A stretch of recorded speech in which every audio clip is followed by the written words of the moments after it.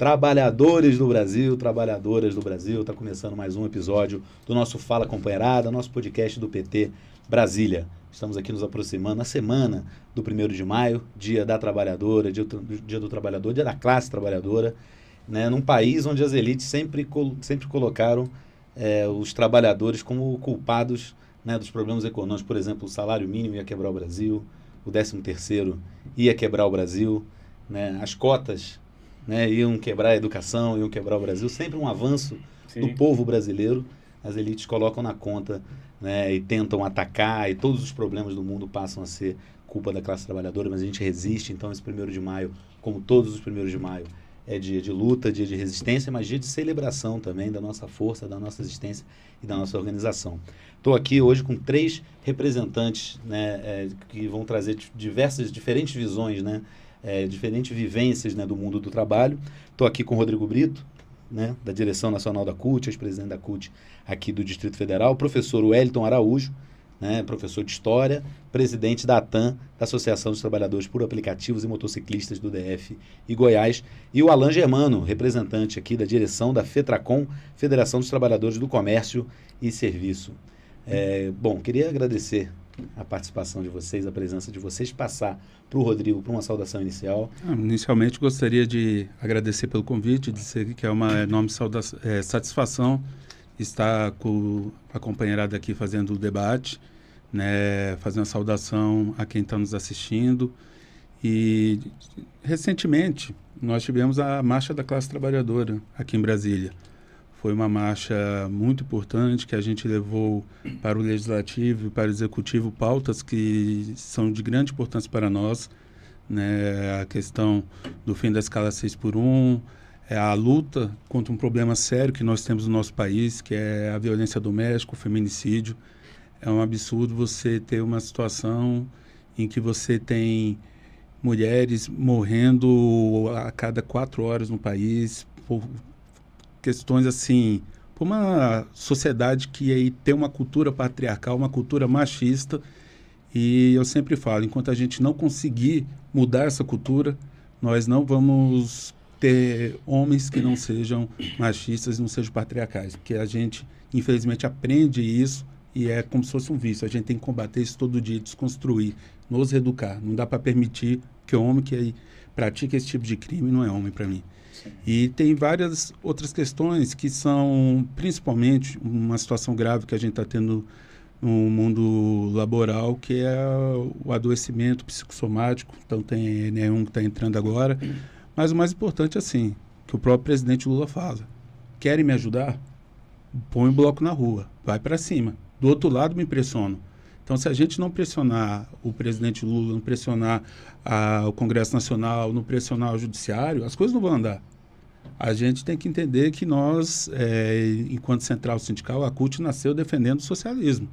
Então, se a gente fica se acomodando, a gente vai se tornar aquilo que nascemos para combater com o novo sindicalismo. Então, a gente não pode se acomodar. Tem que ir para a rua, tem que fazer a diferença. Tem que ser muito firme nos princípios nossos. A gente não pode abdicar em nenhum momento dos princípios que fundaram a Central Única dos Trabalhadores e o novo sindicalismo, mas a gente tem que ter a capacidade de enxergar esse novo momento que estamos vivendo, de repensar a nossa forma de atuação e de rever qual é a realidade e quais são as necessidades daqueles trabalhadores, mas não querendo a gente chegar para eles e dizer: vocês precisam disso, mas sim ouvindo eles e estando ao lado para apoiar e ajudando a organizar, mas que essa organização venha da base, venha a partir deles, porque é até uma coisa que a gente sempre fala, o todo poder vem da base. O lema da CUT, quando a gente foi criado, é todo poder aos sindicatos, então é a partir da base. Então, da mesma forma, tem que ser. As demandas têm que vir do povo, tem que vir da base, tem que vir da realidade, e não quem está nas lideranças achar que sabe. Então, é uma questão que a gente tem que botar o bloco na rua até para ter a legitimidade para a gente chegar no momento da eleição e falar: ó, essa pessoa aqui no Congresso Nacional, ela votou contra você, então não vote nela. Vamos votar em alguém que seja progressista, alguém que seja de esquerda, alguém que realmente vai entrar no Congresso para defender a classe trabalhadora, que vai entrar numa Câmara Legislativa para defender a classe trabalhadora. E não, como muitas vezes acontece, no executivo a população é progressista e quando vai para o legislativo ela se torna conservadora. E aí a gente vê todo o problema que acontece no Congresso Nacional, que acontece no nosso país. Então, a forma de você fazer a diferença é indo para cima, não se acomodando, não perdendo a indignação que o companheiro Tchê tanto falava. E é fazer a luta. E fazer a luta, todos nós, independente de qual categoria, de qual segmento da sociedade que a gente faça parte, é a gente lembrar que todos nós somos trabalhadores e trabalhadoras, pertencemos à mesma classe. Não fazemos parte daquela minoria que muitos dela está situado lá na Faria Lima, que com a sua ganância, com a ganância do capitalismo, mata e explora a nossa população no dia a dia. Então, eu entendo que é nesse caminho. É fazer a luta e nunca deixar de defender de forma intransigente os interesses daqueles e daquelas que representamos. Uhum. Rodrigo, muito interessante você trazer isso, porque realmente eu vejo alguns companheiros, de forma equivocada, na minha opinião, pelo menos, né, traçar isso. A gente precisa organizar a classe trabalhadora e não nos perdermos, segundo eles, né, em lutas individuais, o que eles chamam de identitárias. Bom você trazer a questão da saúde mental, por exemplo, a questão do combate ao feminicídio, como é o combate ao racismo, porque essas pessoas, além de trabalhadores, são seres humanos, são brasileiros. Né? Porque a gente luta pela classe trabalhadora, a gente luta pelo povo brasileiro, porque o povo brasileiro, por exemplo, que é alijado do mundo do trabalho, a gente quer que eles tenham emprego, né? Tenham dignidade, enfim, tenham direitos sociais. Né? Eu queria perguntar aqui ao professor Wellington, mas não ao professor, mas na condição de trabalhador por aplicativo e organizado e tudo mais, se você se considera um trabalhador autônomo ou um trabalhador precarizado, mas em luta por direitos? Cara, um trabalhador totalmente precarizado. O que o amigo falou aqui? A gente tem uma precarização do trabalho, a gente vê que nas estatísticas, né, a maior parte dessa galera é negro e pardo, não é isso? E tem uma parcela muito grande das mulheres também, que sofrem muito mais. A precarização das mulheres ainda é maior, por isso que a gente está criando uma TAM mulher agora, né, para ouvir elas. Porque além das necessidades físicas que a gente tem, elas ainda têm algumas a mais, não é? Tem as regras todo mês, aquela coisa toda. E a gente percebe que tem que ter um olhar diferenciado, porque o trabalhador normal, qualquer trabalhador, até o de chão de fábrica, ele tem coisas básicas. O que é o básico de um trabalhador? Tem que ter um banheiro e água, não é? Parte daí. Depois a gente vai para salário, né? Com qualidade no trabalho, aí quem tem mais tem um ar-condicionado, outros não tem. Mas o principal é banheiro e água. E essa galera não tem isso. Né? Banheiro e água. Hoje, para conversarmos sobre ponto de apoio, é uma dificuldade. Se nós pegássemos todas as empresas de aplicativo e elas todas fizessem uma divisão justa para construir os pontos de aplicativo, ficava muito barato para elas. Sim. Quando a gente vê um CEO da Uber comprando um Boeing, tirando foto, ele foi um sarro na cara do trabalhador. Né? E era numa época onde ele ganhava 25% da nossa entrega. Agora ele está ganhando 50% a 60%. Porque quando a galera entra no aplicativo, você aperta lá, li e aceitei, mas a galera não lê, não é? Não tem lá, li e não aceita, só tem li e aceita. Se você não aceitar, você não entra. E lá está dizendo que ele pode tirar até 60%. Quando tirava 25%, empresas como a iFood e outras, compraram uma das maiores big techs de tráfego de internet do mundo. O iFood agregou a si mesmo a Uber, não é? A Uber de entrega de fast food, né? Comprou uma parte da Rappi. Hoje a Uber e o iFood estão se fundindo. Então, quer dizer, numa época onde eles tiravam 25%, agora tirando 50%, estão chorando. Por isso que eles não querem abrir o algoritmo para que o governo não saiba quanto eles estão ganhando. E a precarização está tão grande que, vamos supor, ô Luiz, se você ganha 7,50 numa entrega e você faz 5 entregas, você ganha 37,50, ok? Só que eles inventaram uma coisa, eles mandam mais entrega hoje, para precarizar mais ainda. Ele fala assim, ó, pegue 5 entregas e garante que você vai fazer 5 entregas, que a galera fica esperando aí quando ele manda, garante 5 entregas por R$35. Em Brasília nós temos um exército de 35 mil trabalhadores para aplicativo. Então, quer dizer, além de já estar precarizado e ganhando muito em cima da gente, tirando mais de 50% da nossa entrega, agora ele tirou R$2,50 de cada um. Aí o cara vai lá e aceita. Em vez de ele ganhar R$37,50, que já era pouco, ele ganha R$35. Mas toda a operação é dele, a moto, a gasolina, o celular, a internet, o almoço, né? Tudo é dele. Eu sou de uma época que eu trabalhava de moto em São Paulo, a gente trabalhava de segunda a sexta, mas eu tinha todas as minhas garantias, fundo de garantia, 13º, férias e tudo mais. Se eu fosse trabalhar sábado e domingo, tinha uma planilhazinha assim na parede, ó, quem quiser, tais empresas vão funcionar sábado e domingo, vão precisar do serviço de motoboy. Se vocês quiserem, vocês pegam, senão você fica em casa. Hoje o trabalhador está tão gamificado que não pode mais estudar. Eu parto de um período onde o motoboy podia estudar. Por isso que eu estudei e me formei. Né? Trabalhei 8 anos em São Paulo, conheço São Paulo todo. Sim. Foi a minha maior escola de moto. Trabalhei entregando interior, todo lugar de São Paulo. Conheço tudo ali. Mas eu pude tirar minha noite para estudar. E essa galera vai fazer o quê? Termina o café, não fez o suficiente, então vou fazer o almoço. Não fez o suficiente, vou fazer o jantar. Né? Termina altas horas da noite e não consegue trabalhar. Quando está no lazer com a família, o cara fica escutando o iFood aqui tocando, o celular está desligado e o cara escuta o iFood. Isso é uma coisa que eu posso dizer porque eu escuto, entendeu? E aí você não consegue ficar tranquilo em casa. Nós temos tanto problema com isso que a gente tem um grupo de WhatsApp só de pessoas separadas, as pessoas divorciadas por motivo do aplicativo. O motorista de Uber que sai, dorme dentro do carro, entendeu? Para poder fazer mais, porque ele está chegando na hora de pagar o boleto e ele fala, cara, eu não fiz o suficiente. Ele fica 24 horas na rua. E ele dorme dentro do carro, acorda, continua rodando para poder cumprir aquilo ali. E aí, esse desgaste joga fora o quê? A sua vivência com a sua família. Você não vê seu filho crescer, você não consegue conviver com a sua esposa, daqui a pouco a mulher não dá mais conta daquilo e fala, não, vamos separar. E isso causa muitos problemas mentais, como você falou, burnout, né? Muitos problemas psicológicos mesmo. Inclusive, a gente tem uma parceria agora com o Sereste, que a gente está fazendo um curso, chama-se Juntos pela Vida. Que a gente junta essa galera no local, dá um curso de qualificação junto com o DR, os pilotos de moto DR, né? A gente faz um curso com eles para pilotar melhor. Inclusive, quem fez o curso com a gente, uma pesquisa do próprio iFood, que monitorou 200 que não fizeram, 200 que fizeram, diminuiu em 60% o número de acidentes na rua, acidentes graves, não é isso?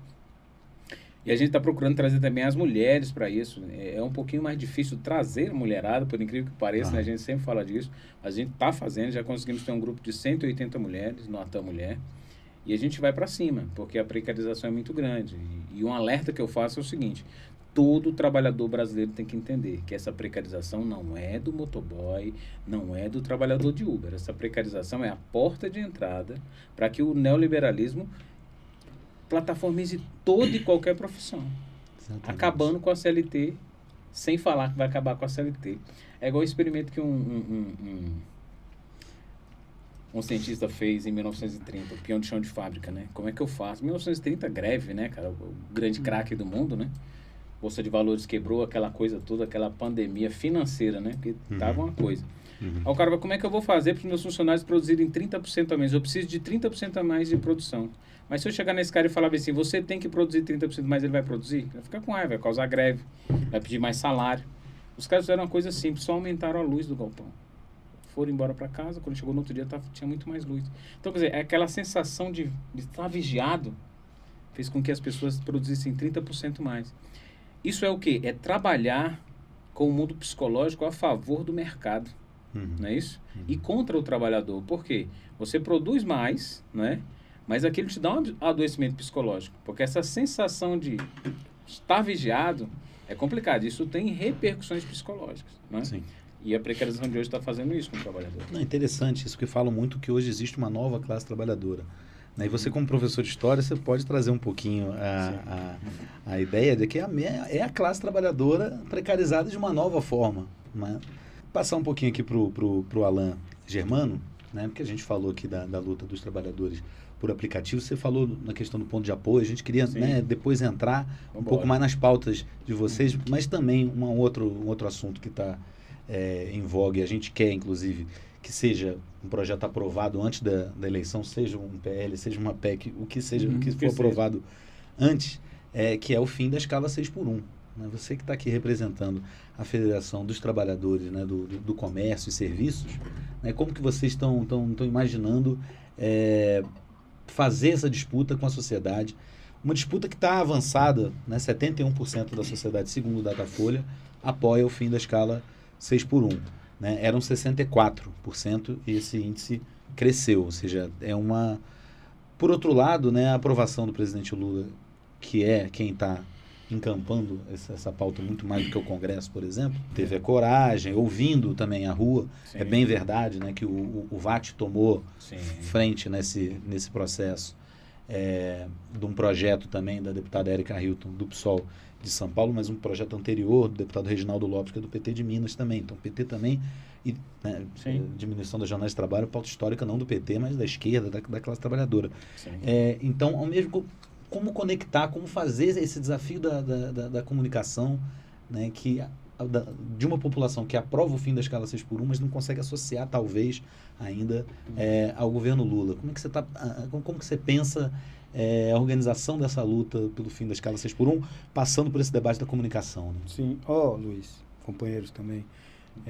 A Federação dos Trabalhadores no Comércio e Serviços, como bem o Rodrigo falou, no último dia 15, né, na Marcha da Classe Trabalhadora, enfatizou muito essa parte do fim da 6x1. Né? Foi bem enfatizado mesmo essa luta. E a Federação tem orientado seus 16 sindicatos, nós temos 16 sindicatos na Federação, não só nas redes sociais, nós temos trabalhado bastante essa questão, mas conversar com a base, conversar com os trabalhadores, que é muito importante. Eu tenho percebido isso, porque eu tenho andado muito na base, porque nós estamos vivendo aquele problema que você falou, na minha categoria em específico, mas você é instrutor de trânsito? Sou né? instrutor de trânsito, eu represento os trabalhadores em autoescolas e agora os trabalhadores também autônomos, que foi criado por essa resolução 1020 de 2025, que saiu no dia 9/12. Então, isso que a federação tem feito, tem orientado todos os seus 16 sindicatos a não só nas redes sociais, que é muito bom a rede social, a gente sabe disso. Tem ali, às vezes eu tenho um vídeo com 50 mil visualização, então muita gente viu, mas a gente não sabe se a pessoa só passou também, né? Então, conta com visualização. Então, o que a gente tem que fazer? Conversar com o trabalhador. Eu tenho conversado com os trabalhadores que eles não sabiam que isso alcançava eles. Não sabia. Mas esse fim da jornada aí, 6x1, eu vou ganhar o quê? Você vai ganhar mais um dia em casa para você fazer. Sério? Não sabe.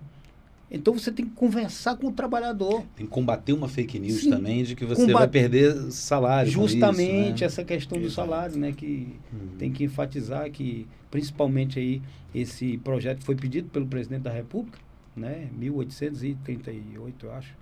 E ele enfatiza isso, né? Não, né? Sem a perda de salário. Sim.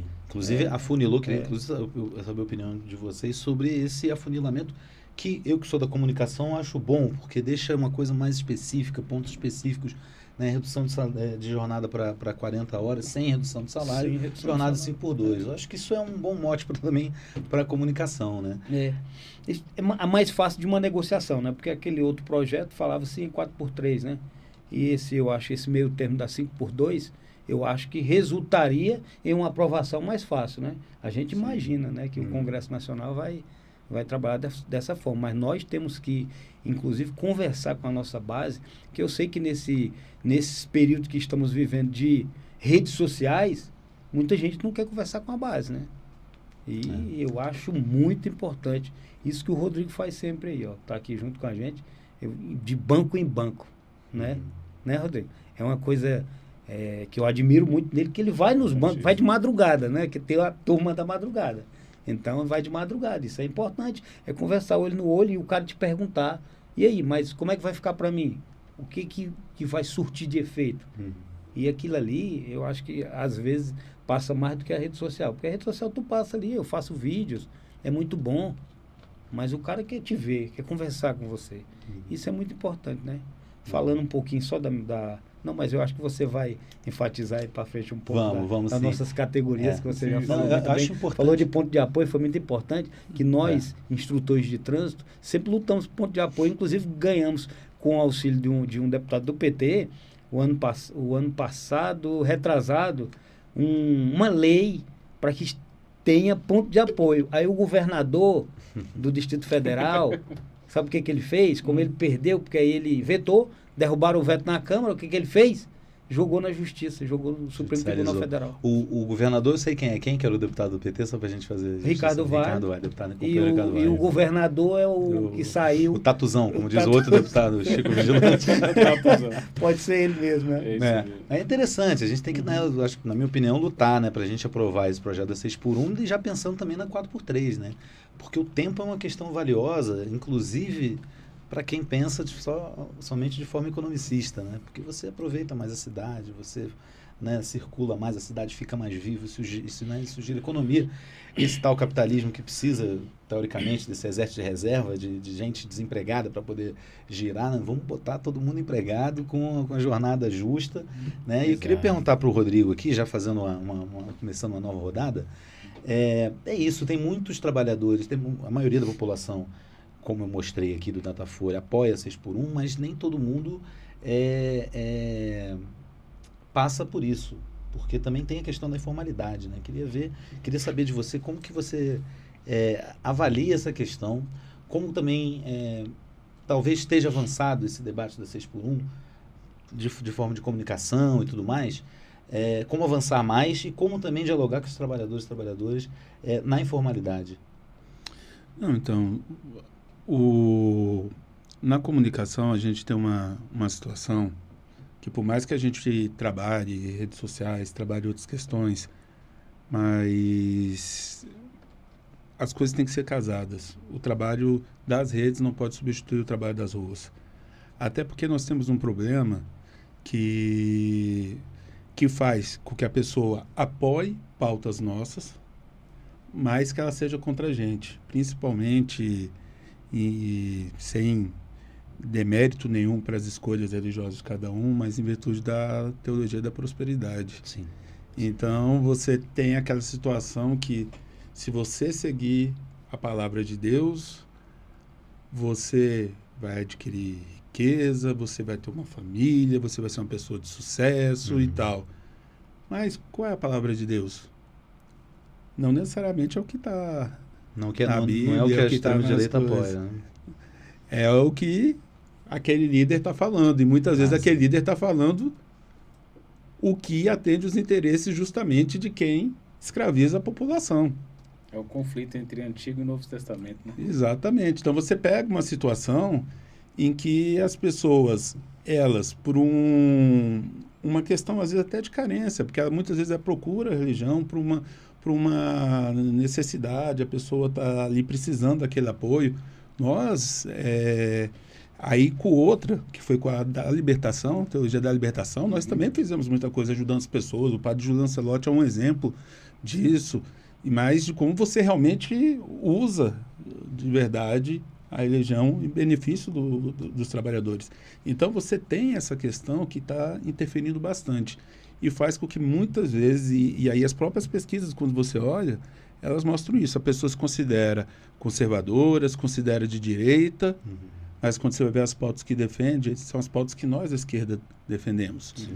Então, a gente tem que mostrar para essas pessoas, e aí, querendo ou não, é a partir de uma relação, é a partir do momento que você tem aquela relação de confiança, que você vai tendo contato com a pessoa, que você conhece a realidade dela, ou seja, que você aplica na prática os ensinamentos de Paulo Freire, você tem que mostrar para a pessoa, e essa relação de confiança que vai fazer isso, que ela, não há problema nenhum ela ter a fé dela e ser uma pessoa de esquerda, ser uma pessoa progressista, sendo que você quer de esquerda. Sim. Porque as lutas nossas são as lutas que ele quer que tenha êxito, são as lutas que vão beneficiar a família deles, a família delas. Então, tem que estar junto conosco, que aí a gente volta no início da nossa conversa. Somos todos classe trabalhadora. É uma minoria que não é. Então, a gente tem que fazer com que esse debate chegue nas pessoas. Até porque eu vejo muita gente, você é empreendedor, você é isso, você... Aí a pessoa começa a achar que é um empresário, que é quando você fala, vamos taxar os super ricos, aí o cara que tem uma situaçãozinha um pouco melhor e acha, vai vir para cima de mim. Cara, não é. Você tem um título de empreendedor, mas tu é trabalhador, cara. Tu é trabalhador, ou tu é aquele mega milionário que faz parte dos 3% da população que detém a riqueza do país. Com certeza não vai ser. O cara não é um cara que tem milhões na conta ou bilhões, que seja. Então, assim, esse é o grande desafio. É você romper com determinados corporativismos, não fazendo com que as pautas específicas não sejam importantes, mas é você romper com o corporativismo no sentido que, independente de quanto você ganha ou qual categoria profissional que você faça parte, qual grupo de trabalhadores que você faça parte, que seja autônomos, O que for, é você saber que é classe trabalhadora e você tem que ser solidário com o outro. Você tem que estar fazendo parte dessa luta.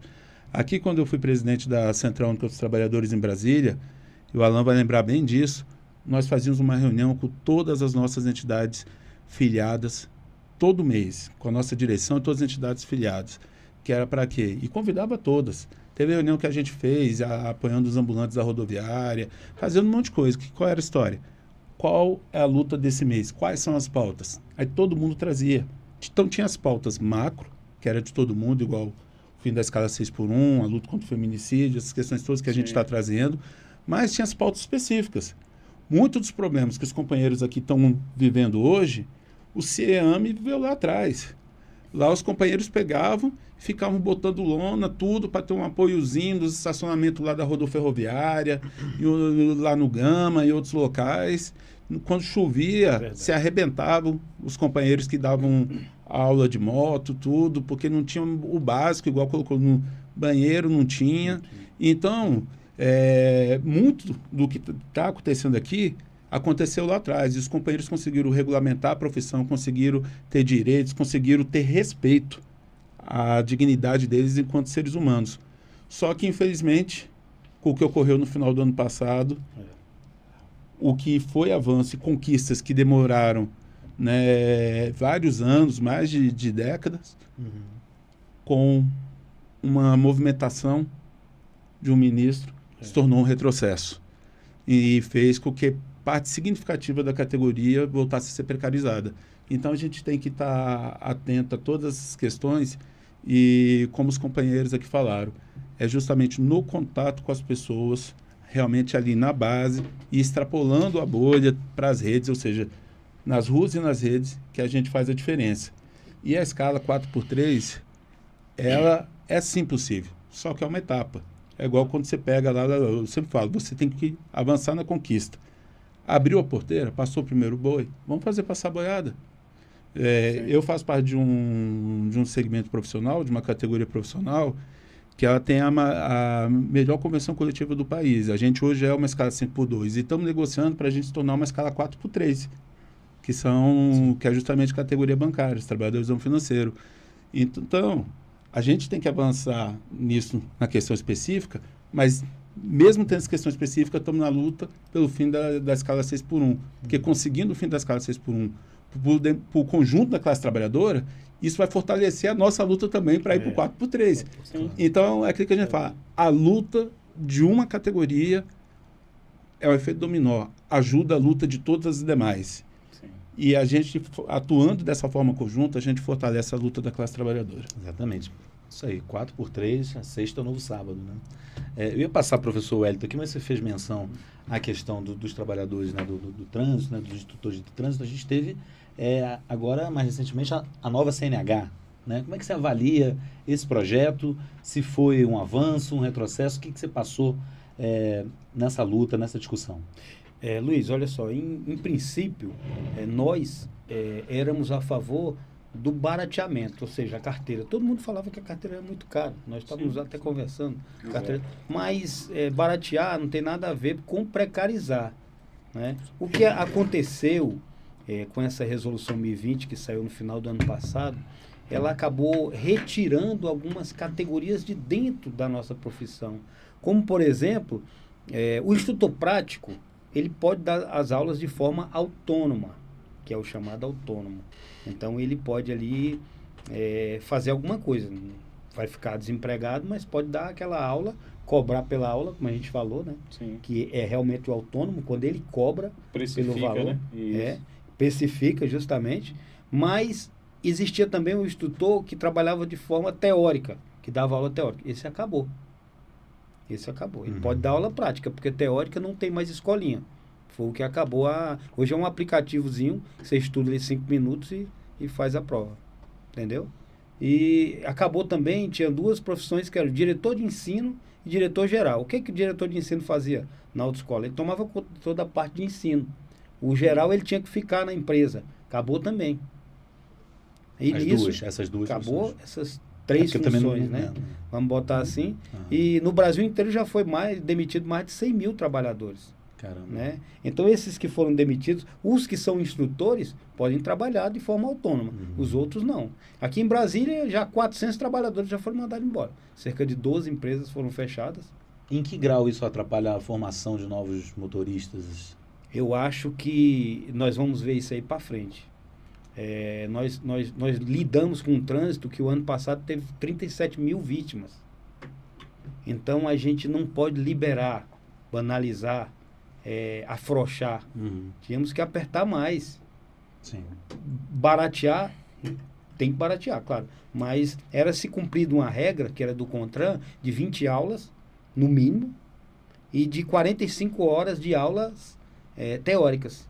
Então, isso acabou. Nesse ponto, foi muito precarizada a formação, até porque modificou muita parte do trânsito aí, como, por exemplo, tirou baliza, garagem. Não tem mais isso em prova, viu? Não tem mais isso. Muita gente comemorou a tirar a baliza. Muita gente comemorou. E passou de 3 pontos para 10 pontos. Sim. Tu pode ultrapassar um sinal fechado que tu passa na prova. Então, são coisas agora que... É mesmo? Então, depois a pessoa... Aqui em Brasília, nós não tínhamos baliza. Em Brasília. Mas tínhamos garagem. Garagem. E fizeram uma reportagem no jornal aí, bem famoso aí, que em Brasília não se sabia fazer baliza. Isso um dia ia aparecer, porque não se treina mais. Eu ainda cheguei a ensinar baliza. Sim. Mas saiu ali pelo ano 2000, mais ou menos. Certo? E isso um dia vai mostrando a cara, entendeu? E as pessoas não sabem fazer porque não treinam, é normal. Claro. Treina só. Aí tirou agora a baliza e tirou a garagem também. Então não vamos saber fazer para frente garagem também. Sim. Né? Então, eu fui reprovado na garagem, ali no Nilson Nelson, fiz de novo e passei. E não treinei baliza e fiquei muito tempo sem fazer. Hoje eu faço que eu criei vergonha e comecei a treinar. Eu enfatizo novamente, baratear é necessário. Claro. Todas as pessoas, inclusive já tinha a CNH Social criada pelo governo federal. A CNH Social, ela alcançava as pessoas do Cade Único, as pessoas que não tinham condições para tirar de graça, sem pagar. Né? Então já tinha uma forma, aí tinha que se pensar em uma forma de baratear, mas não precarizando. E eu sou muito contra a forma que esse ministro Renan Filho fez isso, totalmente contra, porque não foi conversado com nós trabalhadores sobre a perda de direitos, sobre a precarização do trabalho, né? Tá certo que, como eu falei aqui, ele vai trabalhar de forma autônoma, como aqui em Brasília os próprios autônomos me procuram, eu represento eles e resolvo as questões no departamento de trânsito. Mas eu estou pensando na parte administrativa, que foi mandado embora, os diretores... Foi eleitoreira, mas foi irresponsável, né? Irresponsável. Muito. Então, é uma situação que nós ainda vamos ver ainda muito desenrolar para frente aí, como vai ficar. Gostei de uma coisa que o professor Wellington falou, me lembrou aquele poema do Bertold Brecht, né? Primeiro... levaram, né? Sim. Depois, né, eu não liguei, né? Depois estão me levando e não liguei para ninguém vai ligar para mim. Que é isso, é a abertura dessa porta para a precarização a partir de trabalhadores invisibilizados, né? Que depois toda a sociedade vai ser vítima disso. Queria saber de você como é que está a luta, né? Porque também perguntei aqui para ele como que está atualmente o posicionamento dele, como que você está agindo politicamente. Tem um projeto, né, que foi enviado para o Congresso Nacional, para a Câmara primeiro, né? Você falou do ponto de apoio, mas tem outras pautas, né? Fala um pouquinho das bandeiras de luta. Quando a gente fala que esse projeto foi feito de forma eleitoreira, e nós também somos a favor do barateamento, né, para que as pessoas possam acessar a CNH, mas não do jeito que foi feito, realmente também não concordo. Porque, olha só, já estamos no quarto ano consecutivo de recorde de venda de motos no Brasil. Recorde de venda de motos. E a gente sabe que é o veículo mais perigoso, que traz mais problema para o SUS, mais pessoas acidentadas. Estamos fazendo um documentário agora só dos acidentados, não é isso? É prótese, é muita coisa. E o que acontece? Você tem esse menino que 18 anos, compra uma moto. Às vezes o tio compra, a mãe compra e tal, vai pra rua. Já não era uma coisa, né? Realmente, não tinha aquele aprendizado, realmente, tipo, eu vou me tornar um piloto, né? Mas tinha alguma coisa ali, né? E agora não tem mais nada. Esse menino vai ser jogado na rua realmente mais cru do que era jogado. Aí é onde a gente entra com o projeto Juntos pela Vida, com os motoqueiros do DR para ensinar, para conscientizar. E dentro do que você falou, hoje a gente teve um curso com 40 trabalhadores. Eu acabei, antes de estar aqui, eu estava lá a manhã toda. Liberamos o almoço para a galera, depois do almoço eu vim para cá, a galera almoçou e tal. E tem a parte prática agora à tarde. Mas o que eu percebo? Quando eu vou conversar com eles falam que não querem CLT, querem ser autônomos, né? E a gente teve uma conversa bem franca hoje, né? Pegou o microfone errado, deu o verbo com eles. O que vocês querem ser, cara? Sério mesmo, tá tramitando aí essa nova lei aí. Não, a gente quer ser autônomo. Você sabe o que é autônomo? Não. Para ser autônomo, você tem que precificar. Você precifica? Não. Qual a autonomia? Então, vamos supor, eu ligo na hora que eu quiser o aplicativo. Não, você não liga na hora que você quiser. Como assim, professor? Cara, tem uma coisa na plataforma que é o seguinte. Eu estou trabalhando aqui, se eu trabalhar na mesma profissão que você... Só que você está ganhando mais que eu. Então, se nós estamos na mesma profissão, estamos no mesmo lugar parado para pegar cliente, como é que você consegue ganhar mais que eu? Eu começo a perceber. Não, ele tem um modus operandi. Qual que é o modus operandi? Se eu ligar 11 horas e desligar 11 horas, o algoritmo entende o seguinte. Todo dia esse cara está disponível entre esse horário e esse horário. Ele começa a mandar mais pedido para você. Aquele cara que está entrando picadinho ali, eu não posso confiar nesse cara, que ele entra ou não entra. Esse aqui não, todo dia ele liga 11, desliga meia-noite, liga 11. Aí o cara começa a seguir esse mesmo modus operandi. Então, quer dizer, você liga quando você quer? Não. Assim, cara, eu tinha um compromisso hoje, tenho que desligar aqui para ir no... Mas se eu desligar, eu sei que eu vou tomar um bloqueio branco. Quando você desliga no meio desse intervalo, se eu liguei de 11 a 11 todo dia, e nesse intervalo eu desligo um período, quando eu religo, eu vejo que eu não tenho mais o mesmo número de entrega. Olha só. Entendeu? Aí o que acontece? Eu vou começar a ter aquele modus operandi de ligar e desligar sempre no mesmo horário. E aquilo fica na minha cabeça. Então, quer dizer, eu estou mandando o horário que eu ligo e desligo? Não. Você não é autônomo. Cadê a autonomia? Não tem autonomia. Então, quando o cara fala, eu tenho autonomia de ligar quando eu quero. Quando você chega para ele... Por isso que é importante que vocês dois estão falando de ir falar com a galera, que quando a gente bota eles sentados numa cadeirinha, tem uma palestra com o Detran, como a gente teve agora, para falar sobre as leis de trânsito e tudo mais, e depois a gente vem com essa questão da politização mesmo na galera, né, dele entender que ele não é um autônomo, porque hoje você tem essa coisa, né, o cara tá num ambiente, o ambiente não é bacana, mas tem um cantinho ali que é bonitinho, ele vai lá e tira a foto só naquele cantinho. Aí você vai lá pensando que o ambiente é uma maravilha, quando você chega lá, pô, não é isso. Exatamente. É porque existe uma coisa na internet, né, e outra no mundo real. Exatamente. Então ficou bonito falar, não, eu sou autônomo. Parece que é elegante, né? Eu sou autônomo. Não, eu ganho meu dinheiro, não depende de mim. Depende, cara. Se você vacilar aqui, inclusive esse projeto a gente tem muitas ressalvas, porque é o seguinte, seguro de vida. Eu estava numa plenária lá no Congresso, na última que teve, que eles pediram vistas lá, que não foi para frente, não foi votado, conversando com os advogados do iFood, falou assim, não tem seguro de vida, hein? Tem seguro, a gente colocou seguro de vida no projeto. Eu falei, não tem seguro de vida.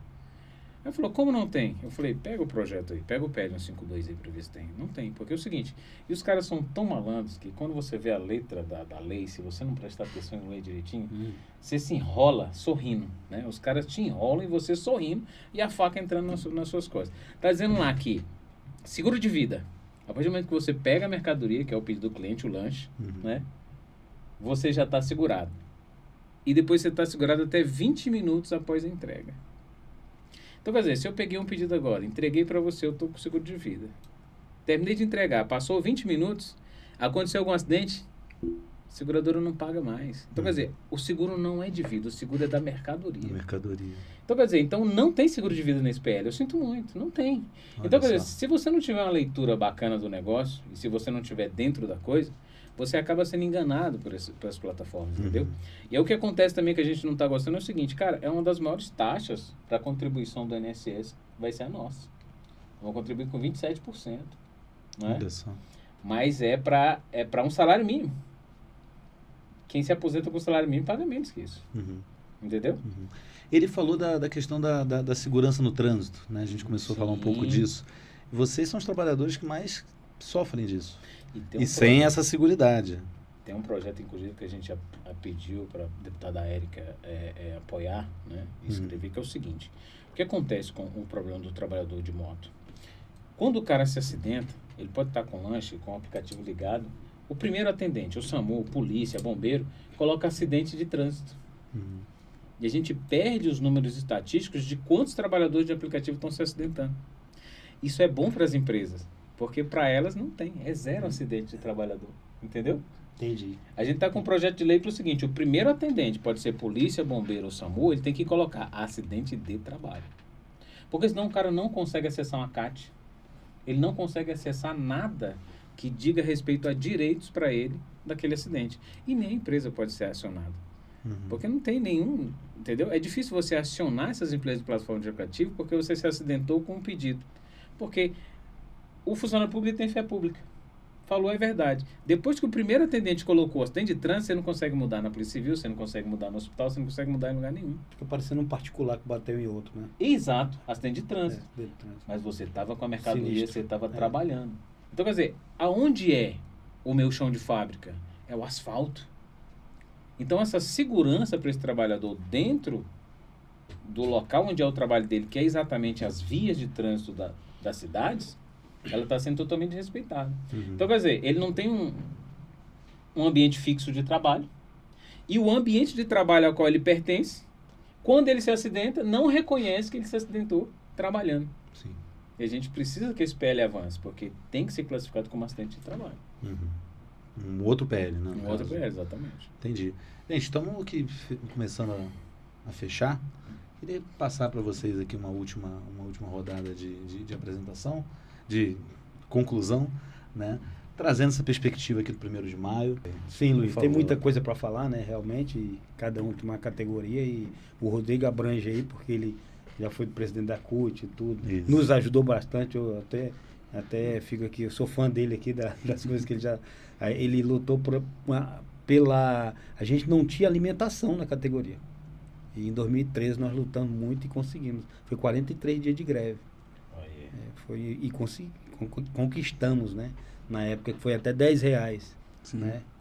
E foi indo e a luta é essa e tá 27,50. Então, se conquista e vai embora.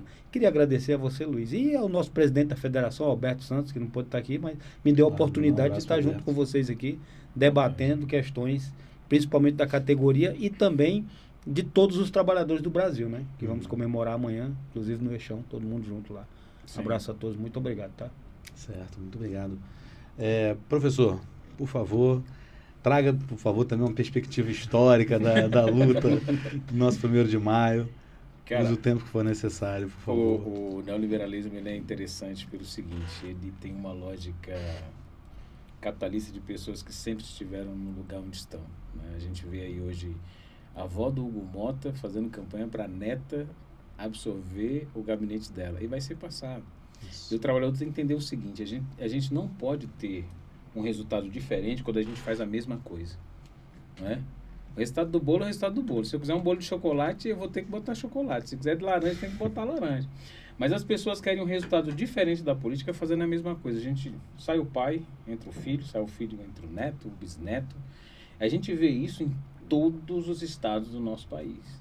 São as mesmas elites. Você vê, a família do Hugo Mota é o quê? São holandeses que chegaram aqui, fizeram parte da escravidão, fizeram parte da exploração da cana-de-açúcar e hoje fazem parte da exploração do agronegócio e continua perpetuando. Você acha que essas pessoas realmente vão olhar para a classe trabalhadora com benevolência quando elas sempre olharam desde o berço como carvão? Agora, elas podem até ceder se o trabalhador acordar e falar bem assim, peraí, nós somos no século XXI, cara. Ou essa coisa muda, ou é bom para todo mundo, ou não vai ser bom para ninguém, não é? O trabalhador tem que parar com essa coisinha de tenho que ser pacífico, tenho que ser bonzinho, né? E o fumo só entrando. O trabalhador tem que acordar. O trabalhador tem que falar bem assim, cara, o que eu quero para as próximas gerações, para os meus filhos, para os meus netos? Eu quero realmente ser a geração que não deu nenhum passo à frente para direitos trabalhistas e ser aquela geração que aceitou permissivamente que todos os direitos que os meus bisavós e avós conquistaram e eu vou ser a geração que jogou tudo fora e vou precarizar ainda mais a minha próxima geração.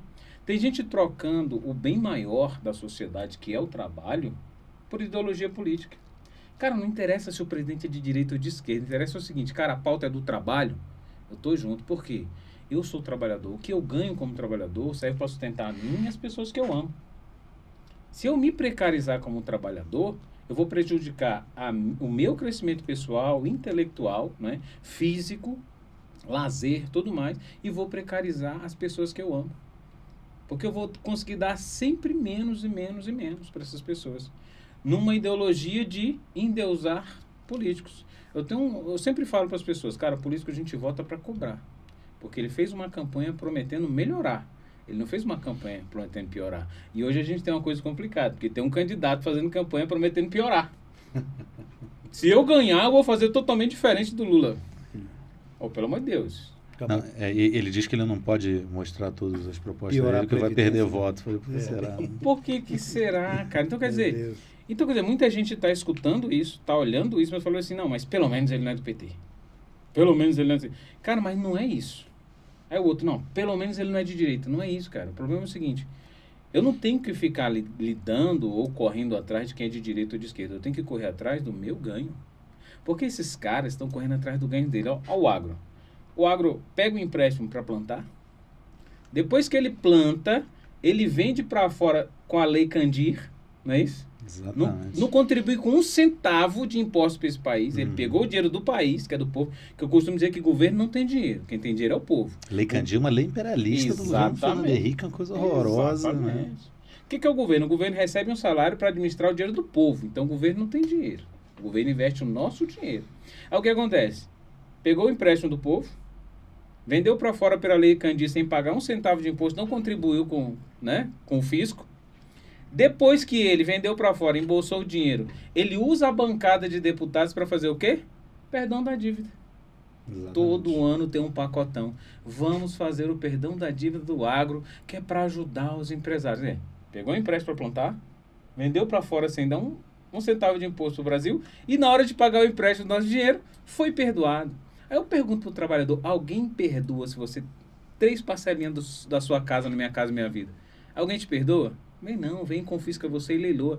O pessoal está ganhando dinheiro com leilão de casa que trabalhador perdeu. E essas pessoas estão confundindo trabalho com ideologia política.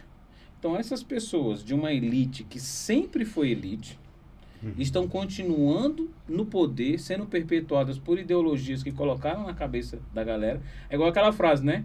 Quem ganha 100 mil convenceu quem ganha 10 mil, que o problema é quem ganha 1000.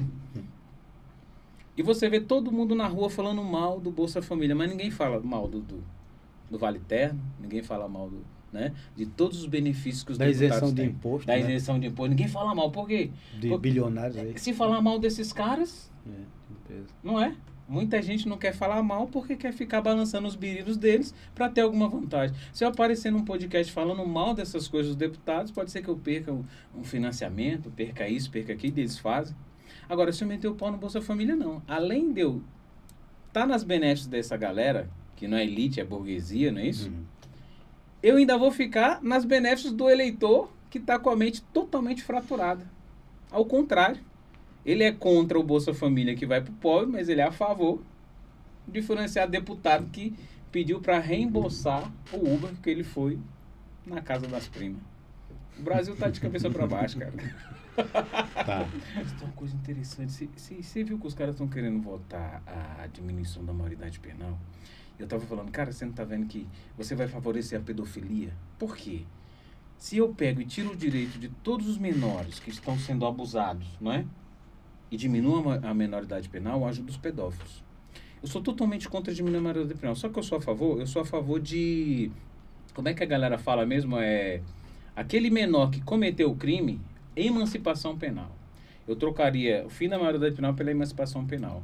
Porque aquele menor que cometeu o crime, ele seria emancipado e pagaria como o maior. Aí eu sou a favor. Porque quando o traficante chega no menor e fala assim, pega essa arma aqui, senta a bala naquele cara lá que não dá nada. O menor sabe que não dá nada. Ele vai lá e faz, não é? Vai para um acolhimento, 18 anos ele tá de boa. Agora, se chegar no menor e falar assim, vai lá e mete bala naquele cara. Aí o cara fala assim, não vou. Porque se eu fizer o crime, quando eu for lá nos capa, eles vão me emancipar e eu tô enrolado.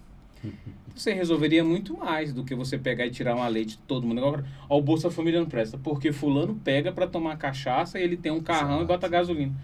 É só ter fiscalização, mas não é tirar o benefício da galera que precisa. Exatamente. Não, ele falou da dosimetria aqui, que, poxa, eu sou anti-encarceramento penal, eu sou anti-punitivista, mas é um dado, né, que essa dosimetria também vai diminuir o tempo mínimo de progressão penal para casos como estupro, feminicídio, organização criminosa, ou seja, o pessoal que diz defender o Brasil e a família está botando estuprador e feminicida na rua, à solta. Ganha muito dinheiro e não paga, né, cara? Através do crime. Passar a bola aqui para o nosso querido Rodrigo Brito, agradecer a presença de todos vocês. Não, mais uma vez eu que agradeço. Uma enorme satisfação estar com vocês aqui. É pena que o tempo está curto, mas até, se me permitir, fica uma dica. Aproveitando que foi falado, a gente fazer um debate sobre o efeito de cicatriz, que é justamente o que foi colocado. A gente teve durante a gestão do governo federal anterior, o estudo da OIT que colocava o efeito de cicatriz justamente na nossa população, na nossa juventude, nos nossos adolescentes. Então é um debate muito bom. O que é o efeito de cicatriz? É justamente, e aí como colocou, principalmente a população parda, negra e em especial as mulheres. Devido à falta de condições para estar tendo um estudo qualificado, ter uma inclusão profissional com um trabalho decente, essas questões, a pessoa é como se ela tivesse uma cicatriz que acompanhasse ela e ela sempre lembrasse daquilo. Porque ela acaba ficando sem perspectiva, sem esperança. Não se sente merecedora. Não se sente, exato. Então a pessoa acaba desistindo, vai para uma situação de desalento e deixa de tentar melhorar de vida, deixa de tentar conseguir algo justamente porque não acha que ela merece, não acha que é digno daquilo, que é um problema dela. E aceita qualquer coisa. Exato, não vê que é uma questão da sociedade, que a sociedade está moldada de um jeito para que tenha sempre pessoas nos servindo e não que a gente tenha o mínimo de igualdade de oportunidades, de igualdade de direitos. Então, é um debate, uma sugestão que fica, porque é uma situação muito interessante, principalmente para a gente estar dialogando com a juventude, porque é uma realidade que está em nosso país. E com toda essa precarização que a gente está tendo no mundo laboral, e aí precisamos falar rapidamente, muito fruto do golpe de 2016, que a gente teve a Lei 13429, que permite a terceirização da atividade de fim, e que foi um gatilho para a discussão que está no STF com o Gilmar Mendes da pejotização agora. E a reforma trabalhista, rapaz, depois que o governo anterior que fez a reforma da Previdência, tirando qualquer perspectiva das pessoas aposentarem e ainda potencializando ainda mais, porque o problema da Previdência Social é aquele negócio, colocar o problema do trabalhador. Não, vai ver as empresas, as gigantes, que estão aí no nosso país, que elas fraudam, que elas não contribuem, que devem, e desoneração fiscal que tem aí, várias outras coisas. Então, e a pensão dos militares ninguém fala, né? Pois é, então assim, a gente tem que fazer o debate, então fica a dica. Mas encerrando aqui nesse momento... Rapidamente, você dialogou bem com essa questão da gente esperançar, você falou em Paulo Freire, sim, mas uma coisa interessante, você falou defendendo o 4x3, vamos primeiro aprovar o fim da 6x1, depois avançar no 4x3. Você acha que a gente tem fôlego, acúmulo para, ganhando o próximo governo do presidente Lula, um pouco mais para frente, mas não deixar de fazer essa luta pela revogação das reformas previdenciárias e trabalhistas? A gente precisa, e aí tem que ser transparente com os trabalhadores. Não existe revogação. Isso aí é um discurso que não existe, porque você não... vou revogar a reforma trabalhista, vai voltar ao que era antes. Não, eu tenho que apresentar propostas para corrigir o retrocesso. Contra a reforma. Exatamente. Então, assim, por exemplo, a companheira Érica Cocai está com um projeto de lei importantíssimo para todo o conjunto dos seletistas, que é o PL 3015, que ele retorna com a ultratividade trabalhista. Hoje, quem é seletista passa por uma situação que ele está na mão dos patrões, que o patrão mete a faca no pescoço da pessoa, porque o acordo e convenção coletiva, quando encerra, todas as cláusulas deixam de ter validade. A pessoa fica só com os direitos da CLT. Anteriormente, a gente tinha tranquilidade. Eu estou na mesma negociação, o patrão, não sei o que. Eu falei, meu querido, eu não tenho pressa. Porque na hora que a gente fechar a convenção e um acordo, você vai ter que pagar tudo retroativo. E eu não tinha risco de perder nada. Hoje eu perco tudo. Então, por exemplo, uma iniciativa como essa da Érica, ela ajuda a resolver problemas que a reforma trabalhista trouxe e que foram muitos problemas. Agora, para isso, e aí justamente eu vou para o fim da minha fala, a gente tem que mudar o nosso legislativo. Exatamente. Há ferramentas, há instrumentos, por exemplo, o Departamento Intersindical de Assessoria Parlamentar tem o Quem Foi Quem. Ele acompanha a votação de todos os parlamentares no Congresso. Então, agora ele vai soltar esse ano. Já vai estar a plataforma no ar, tudo, para qualquer um entrar. A gente tem que pegar e tornar isso público, divulgar, para as pessoas olharem. Por exemplo, os deputados federais do Distrito Federal. Quem votou com a classe trabalhadora? Vai estar lá todos os projetos, vai ter uma barrinha lá com o percentual de votos que ele deu, favorecendo a população, o percentual de votos contrário. Sim. Os senadores do Distrito Federal. Então você tem que mostrar, porque aquele que vota contra a gente não pode voltar para o Congresso. A gente tem que tirar essas pessoas e colocar pessoas, como foi falado, que têm um compromisso com a classe trabalhadora. Então, é importante que todo mundo entenda isso, porque se votar em pessoas que não têm compromisso com a classe trabalhadora, não iremos mudar a realidade deste país. Até porque as mudanças que foram feitas na legislação referente ao Executivo, o Executivo ficou refém do Congresso Nacional.